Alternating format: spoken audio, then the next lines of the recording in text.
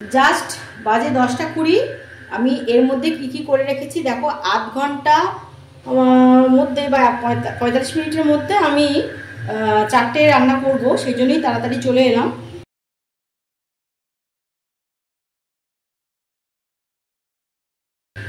এই যে তেলটা গরম হচ্ছে, তার আগে আমি এই পোনা মাছ 3টে ভেজে নিয়েছি। এটাকে একটু মানে আচার দিয়ে টক করবো কালকের জন্যে। আর কালকের জন্য যেটা হবে কুমড়ো শাক করবো। কুমড়ো শাকটা এখানে একটু ভাপাতে দিয়েছি। আমি যেমন তেলে নেড়ে ভাপাই, আজকে একদম সময় নেই, ওই জন্য একদম বসিয়ে দিয়েছি সরাসরি। একটু বেগুন দিয়েছি, আলু দিয়েছি, আর কুমড়ো শাকটা ডাঁটা সমেত একটু ভাপিয়ে নিচ্ছি। আর ঢ্যাঁড়সগুলো কাটা হয়নি, এই ঢ্যাঁড়সটা কেটে একটু পোস্ত বাটা দিয়ে এটা ঢ্যাঁড়সের ঝাল করব। এটা রাত্রের জন্যই হবে। আর রাত্রের জন্য করবো এই যে তাবড়া মাছের ঝাল। তো চলো পরপর ওই পুটকুরে 15-20 মিনিটের মধ্যে কী করে কী করতে পারি দেখি। এই 3টে মাছ আছে, এটা ঢ্যাঁড়স দিয়ে আর কুমড়ো দিয়ে মাছের টক করব। আর এইটা হচ্ছে আমার আচার। তো আমার অলরেডি তেলটা গরম হয়ে গেছে। তো এখানে আমি একটু দেবো 5 ফোড়ন। একটু আমি 5 ফোড়ন দিয়ে দিলাম। ফোড়নের সঙ্গে কুমড়ো ঢ্যাঁড়সটাও কিন্তু আমি একটু দিয়ে নেড়ে নেব।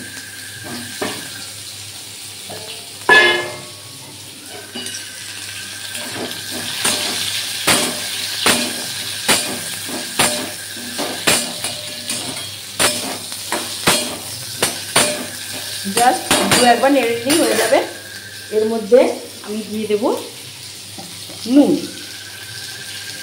মাছে নুন ম্যারিনেট করা আছে, কম নুনই দেবো, বেশি নুন দেবো না, কারণ অলরেডি আমার মাছে নুনটা মাখানো আছে, ভাজা আছে মাছটা।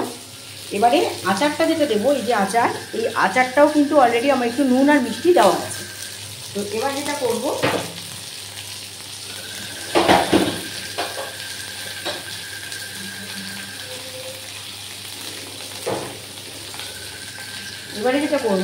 এই দেখো আচারে জল নিয়ে নিয়েছি, এটা ওর মধ্যে ঢেলে দেবো। তার আগে একটু আমি ওর মধ্যে দেব নুন।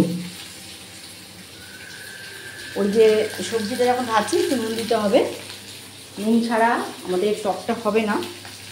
এবারে এই যে আচারটা, তোমাদের প্রত্যেকের বাড়িতেই তো নতুন আচার হয়েছে, আম হয়েছে যখন প্রত্যেকের বাড়িই আচার করেছো। এই আচারটা এইভাবে জলে গুঁড়ে, এবার আচার তো কিনতেও পাওয়া যায়, সেটাও করতে পারো, নিতে পারো। এবার কি করবে, জাস্ট এই যে 5 ফোড়ন, নুন আর হলুদ দিয়ে আমি যে এটা কষে নিলাম, এর মধ্যে আমি দিয়ে দেবো আচারের জল। আচার মাখানো জলটা আমি এর মধ্যে দিয়ে দিলাম, একটু বাড়িয়ে দিলাম। এটা ফুটবে, ফোটা হয়ে গেলে এটার মধ্যে মাছ দিয়ে দেবো। যখন টক করে ফুটবে মাছ দিয়ে দেবো, আর তারপরে এর মধ্যে দিব একটু সর্ষে বাটা। তো চলো এটা ফুটতে দিচ্ছি, ফুটুক, আসছি।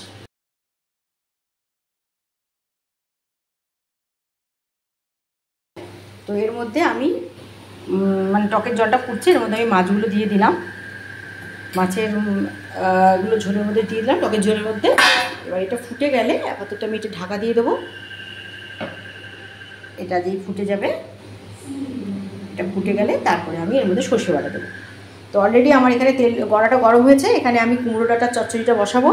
কুমড়ো ডাঁটার চচ্চড়িটা এখানে আমার ভাপানো আছে। তো চলো একটু তেল দিই, তেল দিয়ে দিলাম। তেলটা গরম হয়ে যাচ্ছে, তেলটা গরম হয়েও গেছে। পেঁয়াজ দিয়ে দিলাম, এই 5 ফোড়ন দিলাম, এর মধ্যে দিয়ে দিলাম পেঁয়াজ,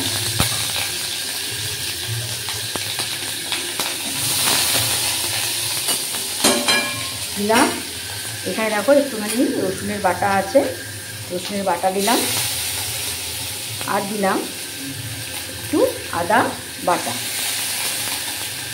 লঙ্কা বাটাটাও একটুখানি দিয়ে দিলাম।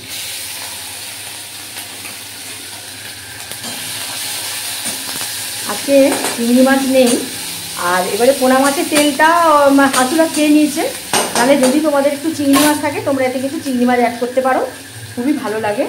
আর আমি কিন্তু তার বদলে একটুখানি দেবো কাঁঠালের বিচি। কাঁঠালের বিচিটা নিয়ে আসি। কাঁঠালের বিচিটা আমার অলরেডি সেদ্ধ করে ছাড়ানো আছে।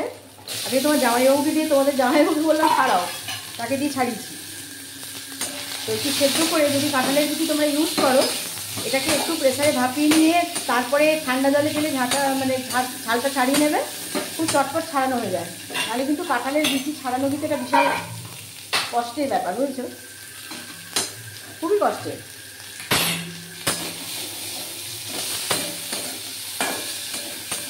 তো অলরেডি আমি কষে নিয়েছি কাঁঠালের বিচিটা। তো এরপরে এর মধ্যে আমার ভাপানো আছে, এই যে এর মধ্যে আছে বেগুন, কুমড়োর ডাঁটা, আলু, সবই আমার হালকা করে ভাপিয়ে নিয়েছি। বাজে দেখে নাও কটা বাজে, 11টা বাজতে মানে 10 আর 11:15 বাজে। তো চলো ওই জন্য ঝটপট করতে হবে। তো এটাকে একটু কষে নিয়ে এটার মধ্যে নুন দিয়ে দেবো, মিষ্টি দিয়ে দেবো। নুনটা এখনই দিয়ে দিই, একটু নুন দিলাম। আচ্ছা, একটু হলুদের গুঁড়ো দিলাম। অলরেডি আর সব বাটনা তো আমার দেওয়া আছে, তো আর কিছু দেবো না, আদা বাটা দিয়ে দিয়েছি। তো এটা একটু ভালো করে কষা হয়ে যাক, তারপরে লাস্টে সর্ষে বাটা আছে সেটা গুলে জল আমি ওর মধ্যে অ্যাড করব। তো চলো মাছের টকটাতে এবার সর্ষে বাটা দেওয়ার টাইম হয়ে গেছে। এবার মাছের টকটার যে আটদান পটটা এর মধ্যে চাপা দিই। অলরেডি দেখো কি অবস্থা। তো এবার এর মধ্যে আমাকে দিতে হবে সর্ষের বাটা। তো সর্ষে বাটাটা এর মধ্যে ফেলে দিলাম।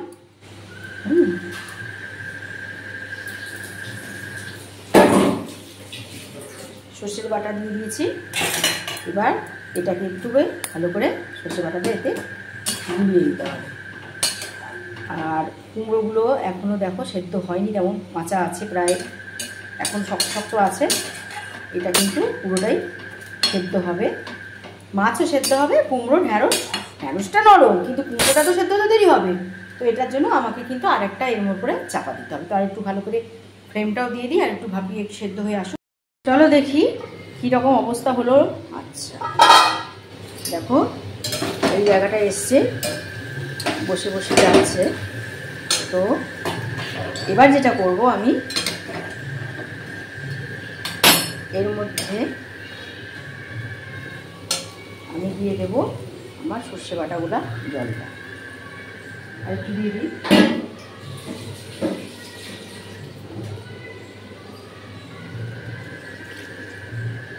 ভালো করে সেদ্ধ হোক, এর মধ্যে একটু কাশ্মীরি লঙ্কাও দিয়ে দিই, একটু ভালো হবে, একটু লালচে লালচে হবে।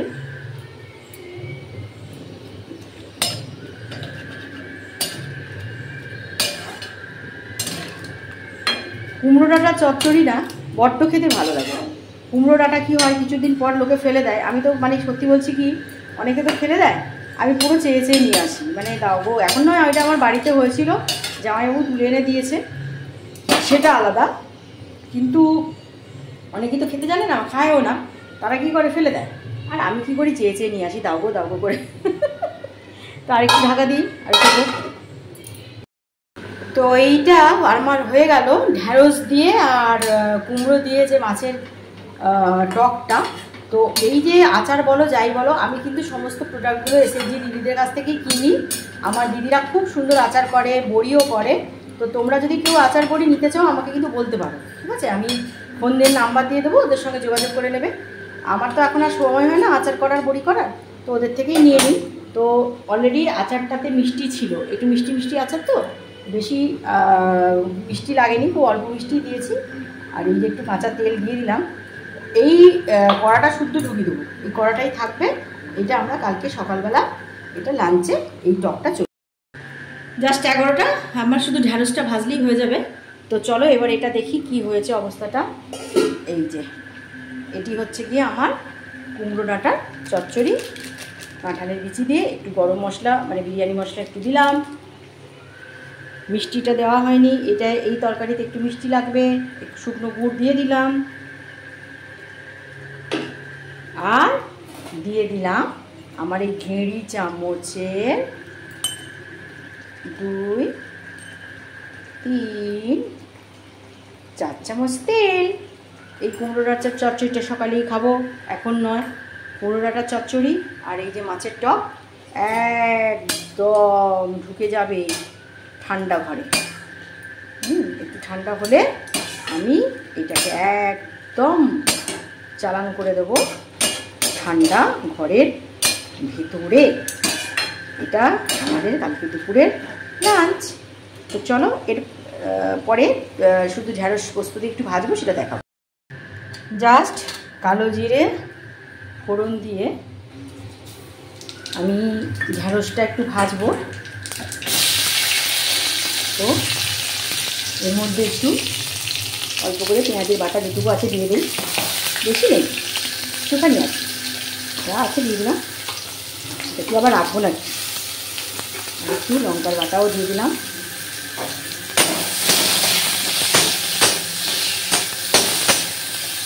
কালো জিরে ফোড়ন দিয়ে দিয়েছি। এবার মজে আসুক, তো মজে আসার পর এর মধ্যে আমি অ্যাড করে দেবো নুন আর হলুদ।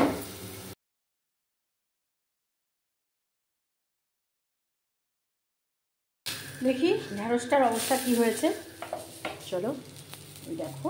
তো এবারে আমি এর মধ্যে একটু অল্প করে যে নুনটা দিয়েছিলাম নাকি বলতে, দাঁড়াও একটু দেখি, না দিইনি, এর মধ্যে অল্প করে একটু নুন দিয়ে দিলাম।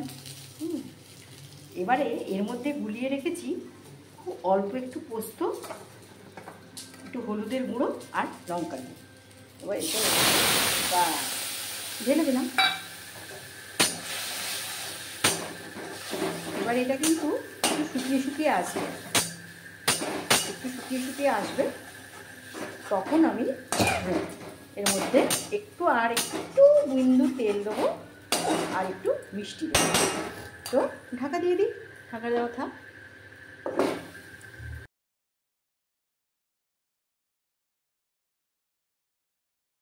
কি আর একবার কি হয়েছে অবস্থাটা, ব্যাস যেটা আমি চাইছিলাম সেটা হয়ে গেছে।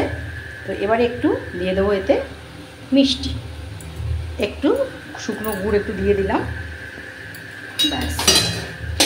এবারে গুড়টাকে ওর সঙ্গে মিলিয়ে দিতে হবে, গুড়টাকে ওর সঙ্গে না মিলিয়ে দিলে তো খেতে ভালো লাগবে না, কিছুটা মিষ্টি কিছুটা নোনতা এই হলো। এবারে হয়ে গেছে, এবার আমি গ্যাসটা বন্ধ করে দেবো, কারণ এরপরে আর কিন্তু এটাকে শুকানো যাবে না। এবারে যেটা দেবো জাস্ট বেশি না, নেড়ি চামচে একটা চামচ তেলই আমি দেবো, 2 চামচ দেবো না, জাস্ট একটা চামচ তেল দিয়ে দিলাম, ব্যাস হয়ে গেল একদম শুকনো শুকনো ঢ্যাঁড়স পোস্ত বা ঢ্যাঁড়স পোস্ত দিয়ে ভাজা, যেটা ইচ্ছে যা ইচ্ছে বলতে পারো। তো চলো আমার মুখরোচক চ্যানেলটা তোমরা দেখো, MOU মুখরোচক MUKHROCHO করলি সার্চ করলি আসছে, আর সাবস্ক্রাইব করো, লাইক করো, কমেন্টস করো, শেয়ার করো। শুভরাত্রি।